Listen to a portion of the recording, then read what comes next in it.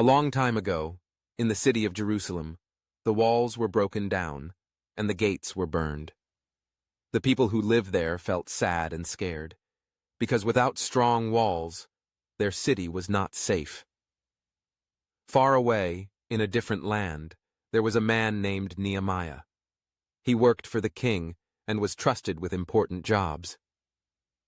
One day, Nehemiah heard about the broken walls of Jerusalem. His heart was heavy, and he wanted to help his people. Nehemiah prayed to God, asking for help and courage. Then, Nehemiah went to the king and bravely asked if he could go to Jerusalem to rebuild the walls. The king agreed and even gave Nehemiah letters of protection and supplies for the journey.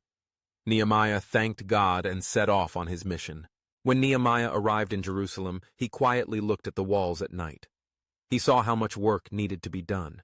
The next day, he gathered the people and said, "Let's rebuild the walls together." The people were excited and ready to work. Everyone had a job. Some fixed gates, others built walls, and even families worked side by side. But not everyone was happy about this. Some people tried to stop Nehemiah and the builders. They laughed at them and made fun of their work.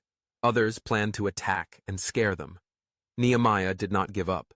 He told the people to pray and trust God. He also made sure that while some people built, others stood guard to protect the city.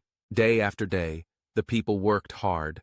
They did not stop, even when they were tired or afraid. Nehemiah encouraged everyone to keep going. He reminded them that God was with them and would help them finish the job. After just 52 days, the wall was finished. The people were so happy and thanked God for helping them. Nehemiah showed everyone that with faith, teamwork, and perseverance, even big problems can be solved. When we face challenges, we can remember Nehemiah's story and keep going, knowing that we are never alone.